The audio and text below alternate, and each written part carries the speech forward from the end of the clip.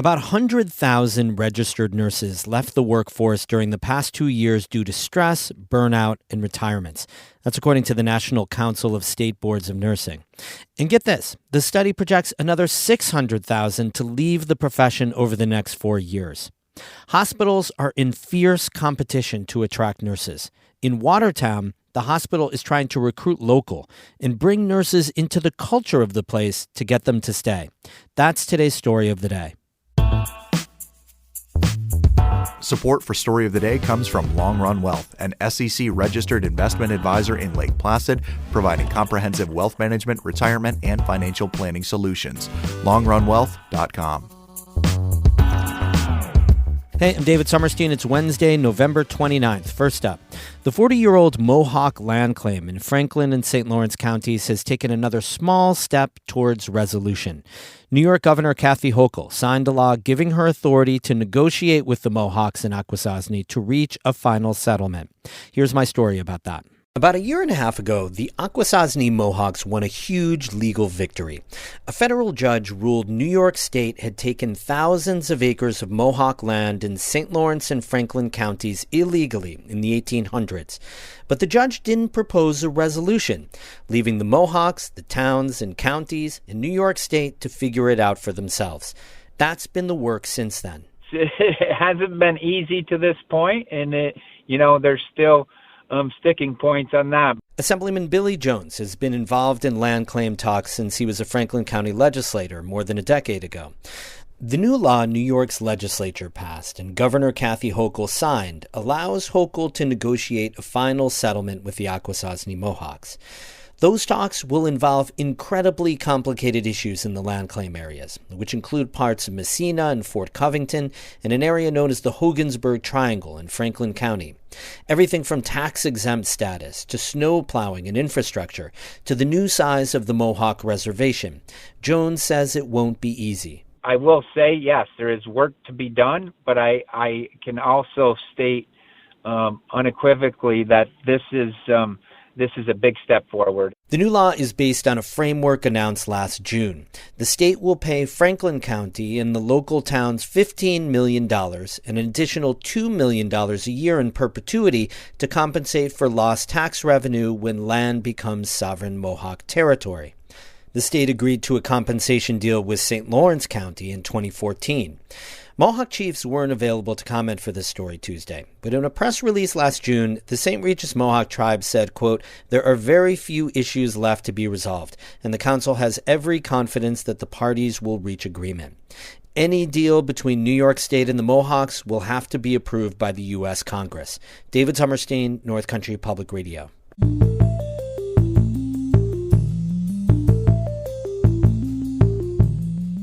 Legislators and labor advocates in New York State want Governor Hochul to sign a bill that would outlaw non-compete contracts. They say they're concerned about a big business lobbying effort to halt the measure. They also say that the governor's staff won't meet with them. Karen DeWitt has more. Non-compete agreements prohibit an employee of a company from working for a competitor or opening their own competing business for a certain length of time after the worker leaves the job. Senator Sean Ryan, the sponsor of a bill that would end non-compete clauses, says the agreements used to be limited to highly paid upper echelon executives at large organizations. But he says now many people, from car rental shop workers to doctors, are required to sign them as terms of their employment. The truth is that 1 in 5 Americans are subjected to non-compete agreements. Here in New York State, over 40% of the employers use non-compete agreements. Ryan was joined by supporters, including members of SAG-AFTRA, which recently successfully ended a 118-day strike against the film and television industry, the New York State Academy of Family Physicians, and members of the state's AFL-CIO. Rebecca Damon with SAG-AFTRA says the non-compete agreements harm the overall economy and artificially suppress wages. A non-compete clause allows allows workers' employer to force the employee to choose between better work opportunities or stability or consistency in their home life, which makes it unnecessary for the employer to make a fair market-based offer. They say they face fierce opposition, though, from some of the state's largest employers, represented by the New York State Business Council. The group's Public Policy Institute is sponsoring ads on YouTube, warning bluntly of what they see as the dangers of the measure. Albany's vote to ban anti-competition agreements would shatter our economy, crippling businesses' ability to fuel innovation and retain talent, and risk seeing our jobs flee to other states. They've even created a website called JobKillerBillNY.com. Senator Ryan and other supporters of the measure say they're also concerned over the Hochul administration's denial of their request to hold a meeting before the governor considers the bill. Paul Son with the National Employment Law Project for decades has worked on issues at the state capitol. He says he can't recall ever being denied a meeting about an important policy bill before. I can't think of a chance, another piece of labor legislation in Albany where we have worked on where we have not been able to get a meeting with the governor's team. He calls it unusual. In Albany, I'm Karen DeWitt. Hochul spokesperson Avi Small said in a statement that the governor and her administration regularly meet with stakeholders about pending legislation. According to Small, they've discussed the non-compete ban repeatedly with advocates, including many present at the press conference.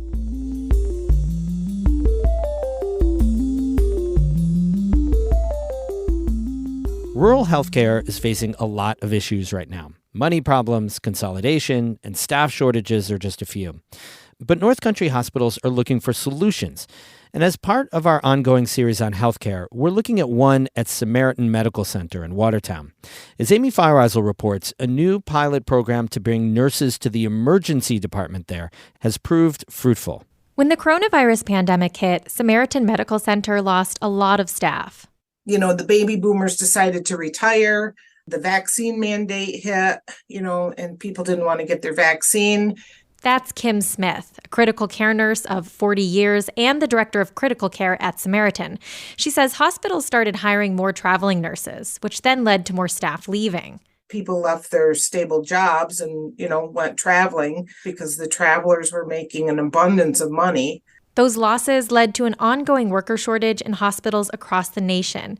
In Watertown, that put the squeeze on all departments. But Smith said it's been especially hard in the emergency room, which is a high-stress environment. Down in the emergency room, you get a little bit of everything. So you just have to be ready to handle whatever comes at you. It takes a special person to adjust to a fast setting and critical thinking. But having quality trained ER staff is vital. So is having enough of them.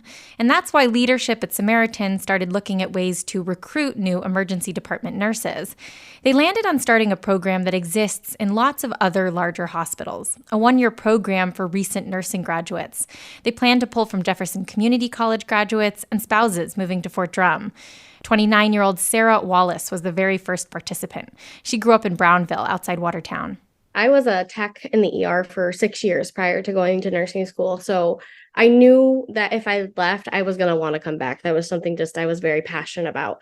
Here's how it worked. Wallace went straight from nursing school into the year-long program, where she spent 6 months rotating through different floors in the hospital, like the ICU and med-surg. So I spent the 6 months up on the floors doing things and meeting some amazing nurses, and then taking those skills that I've gathered and learned from them and utilizing them in the emergency department. Wallace spent the next 6 months in the ER under supervision, and now she's a full-time RN. The idea is to set up nurses for success in the ER and get them there as soon as possible and with knowledge of the hospital's inner workings. This program helps with the communication between the floors and resources.